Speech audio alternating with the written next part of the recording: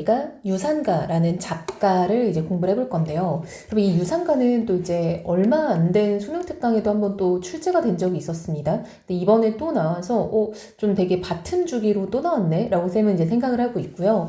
원래 이 잡가라는 게 굉장히 여러분 좀 까다로워요. 그래서 여러분들이 잡가가 보통 이제 좀 공부해야 될 범위에 있다라고 하면은 쉽게 이해가 되지 않는 영역일 수 있습니다. 이 잡가라는 것 자체가 뭐냐면요.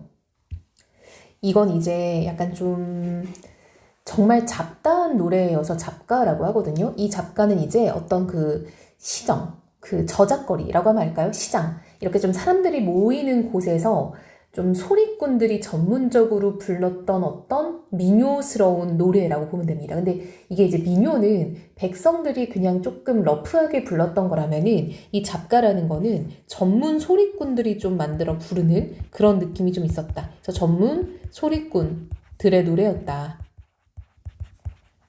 라고 해서 이게 좀 민요하고는 차별된 어떤 좀 차이가 있었다. 이렇게 하지 말고 좀 차이가 있으면 표시해 볼게요. 이렇게. 너무 두껍죠? 자, 요렇게요. 자, 그래서 이거는 소리꾼들이 노래를 불렀고 또 이 잡가의 잡다함은 어디서 나오는 거냐면 가사적인 특성과 어떤 시조적인 특성과 민요적인 특성이 모두 다 섞여 있다. 그래서 이게 잡가라고 볼 수 있고요. 이때 이제 이 잡가라는 건 좀 향유 계층이 굉장히 다양했어요. 그래서 이건 이제 뭐 중인 계층부터 일반적인 어떤 그 뭐 상인, 서민들의 노래였다라고 보면 됩니다. 그래서 약간 좀 유교적인 교훈 이런 것보다는 좀 현세적이고, 현세적이면 여러분 현재 세상에 집중하는 느낌이라고 보면 돼요. 그래서 현세적이고 좀 약간 향락적이고 이런 느낌이 좀 있는 거죠. 그래서 좀 약간 일상적인 느낌이 강하다. 라고 보면 됐습니다. 그래서 잡가라는 게 좀 어렵다는 거는 쌤이 이제 말했던 것처럼 이러한 어떤 다양한 특징이 섞여 있고요. 그러다 보면은 약간 이게 그런 느낌이 좀 있어요. 좀 일반적인 서민적인 내용들도 섞여 있고 서민적인 어떤 일상적인 언어도 섞여 있는데요. 플러스로 굉장히 약간 양반들의 뭔가 고사, 어떤 어휘, 한자 이런 것도 많이 섞여 있어요. 그러다 보니까 정말 짬뽕되어 있고 그래서 여러분들이 읽으면서 무슨 얘기야? 하는 것들이 굉장히 많을 수 있다. 그래서 이건 되게 혼종의 노래다라고 보면은 여러분들도 조금은 쉽게 접근할 수 있을 것 같습니다. 자, 이제 쌤하고 본격적으로 작품을 한번 볼 건데요. 일단은 주제를 좀 먼저 정리를 해주자면요. 주제 자체는 봄날의 경치를 감상한다 이런 거죠. 경치에 대한 완상과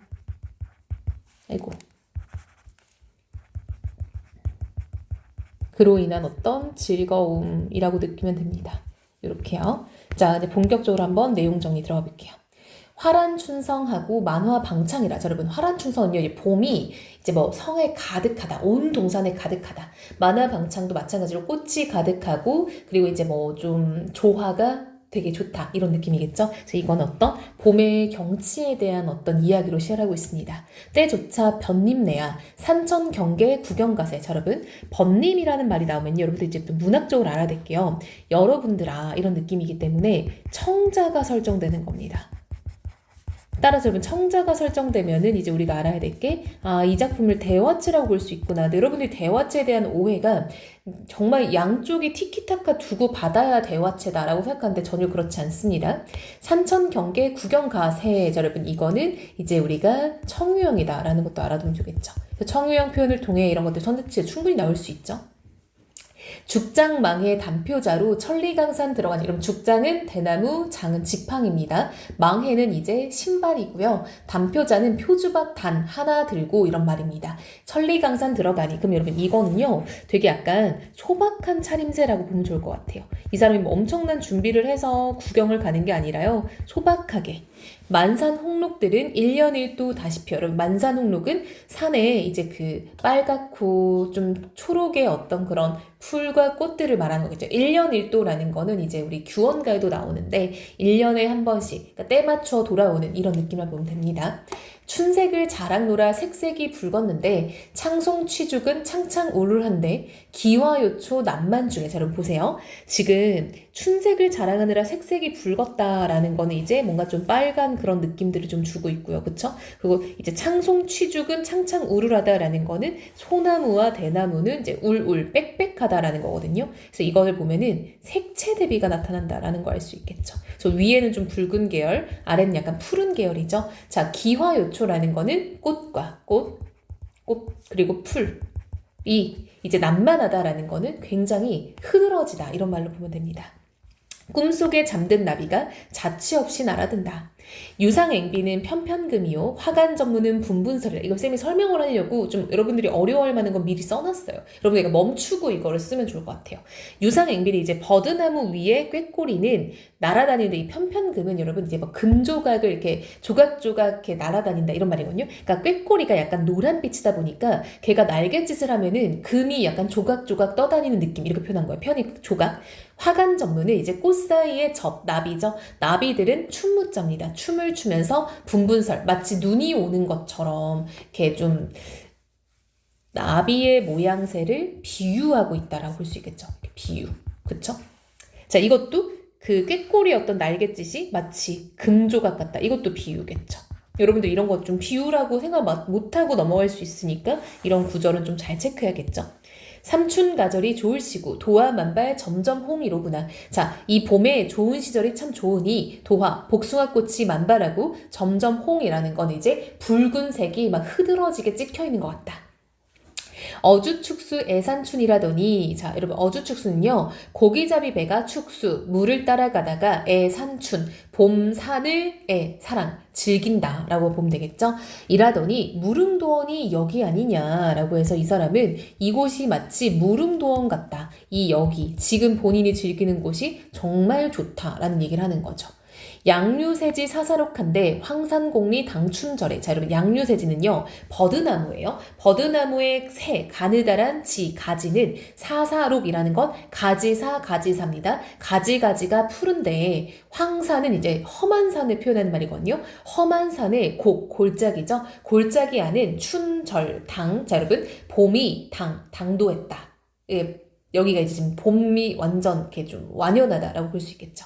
연명오류가 얘 아니냐라고 해서 비슷한 구절이 나오고 있죠. 아까는 무릉도원이 얘 아니냐라고 하더니 자, 이건 뭔가 봤더니 도연명이에요. 도연명이 이제 은거하면서 류가 버드나무 류자거든요. 5의 버드나무를 심었다라고 해서 이 도연명을 오류선생이라고도 불러요. 그래서 여기서 지금 도연명의 어떤 고사를 가져다가 도연명이 은거하던 그곳이 여기 아니냐라고 말하는 거는 그만큼 여기가 좋다라는 표현인 거죠.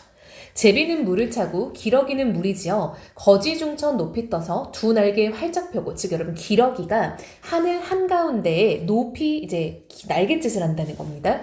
펄펄 백운간에 높이 떠서. 자, 흰 구름 사이에 기러기가 높이 떠서 천리강산 머나먼 길 어이 갈까 슬피 온도. 자, 여러분 이 부분이 좀 특이한 부분인데요. 여러분들도 여기서 의아함을 좀 가지면 좋을 것 같아요. 자, 무슨 의아함이냐면요. 자, 형광펜으로 쳐볼게요. 이 부분이 앞에서까지 자연을 즐기면서 잘 놀고 있었던 것 같은데 왜 갑자기 어이 갈고 슬피 운다라는 말이 나올까? 이 부분은요 약간 좀 관습적인 구간이라 보면 돼요. 작가스러운 구간인데요. 그냥 봄을 잘 즐기다가도 약간 이런 조금 상반되는 정서를 가진 구절. 하지만 얘가 양반의 시에서 엄청 많이 나오는 구절이잖아요. 그래서 그런 거를 넣음으로써 약간 간지 충전의 구간이라고 보면 될 것 같아요. 무슨 말이냐면 그냥 막 자연만 즐기는 게 너무 1차적이고 평면적이니까 여기서 살짝 약간 좀 흐름에 좀 변화를 주는 구간이라고 볼 수 있어요. 근데 그게 어떤 문학적 개연성이 있다거나 이게 꼭 들어가야 되는 정당성, 당위성 이런 게 있는 게 아니라 그냥 간지 충전의 공간이라고 보면 됩니다. 그래서 약간 그냥 어디서 많이 들어본 멋스러운 말들 좀 넣어보는 그런 느낌. 그래서 여기서는 약간 상반된 감정을 넣음으로써 그냥 뭔가 좀 한번 환기하는 구간이고요. 그것을 넣은 이유는 그냥 좀 관습적이다. 이렇게 보면 됩니다. 원사는 첩첩, 태사는 주춤, 기암은 층층, 장송은 낙낙. 여러분, 원사는 첩첩하고, 사는 첩첩하고, 태사는 주춤하고, 기암은 층층. 그러니까 이 절벽은 층층, 장송은 이제 긴 소나무까지는 낙낙. 떨어진다, 떨어진다니까 가지가 축축 늘어졌다. A 구부러져 광풍에 흥을 겨워 우줄우줄 춤을 춘다. 그래서 여러분 이거는 이제 그 가지가 춤추는 것 같다라고 표현하는 거니까 의인법이고 의인법은 비유법이다라고 쌤 늘 말하죠. 층암 절벽상의 폭포수는 콸콸 수정염 들이운다. 자, 그럼 폭포수는요 콸콸 흘러가고 있는데 마치 그 폭포수가 수정염 구슬로 만든 커튼 알죠? 중국집 커튼. 이것도 비유겠죠? 이 골짜기의 물이 주르륵 저 골짜기의 물이 살살이라고 해서 여러분 이 부분을 보면 굉장히 음성상징어가 많다는 거 알 수 있겠죠. 이런 것들 다 음성상징어잖아요. 그래서 여기서는 뭔가 음성상징어를 통해서 약간 좀 되게 생동감 있게 표현한다 라고 볼 수 있겠죠. 자, 여기서 하나만 더 체크할까요? 여기까지. 그쵸? 그래서 이 구간은 굉장히 자연을 생동감 있게 표현하는 구간이다. 무엇을 사용해서? 음성상징어를 사용해서.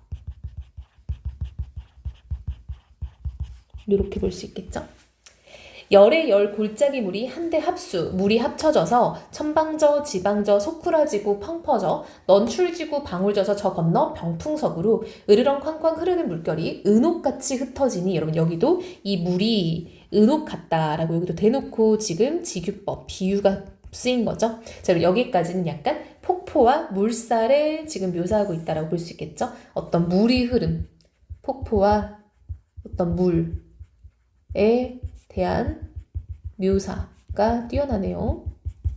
소부허유가 문답하던 기산영수가 얘 아니냐. 자, 여러분 소부허유 이제 유명한 고사 속 사람이죠. 은거했던 사람인데요. 이 고사를 언급함으로써 이곳이 그 기산, 이 소부허유가 머물렀던 곳이거든요. 한마디로 약간 은거하던 산이니까 얼마나 그 자연의 어떤 대명사겠어요. 영수는 여러분 그 알죠? 어떤 말을 들었는데 너무 마음에 안 들어서 내가 이 말도 못 들은 채 하겠다 해가지고 귀를 씻었다는 그런 고사 들어봤죠? 그게 영수입니다. 그곳이 여기 아니냐 라고 또 아까 반복되는 구절이죠? 우리 아까 여기서 또 봤던 구절 또 나왔습니다. 그래서 마치 이곳이 거기 같다라고 하면서 감탄하는 거죠. 감탄. 근데 여러분 여기서 좀 오해하면 안 되는 게요.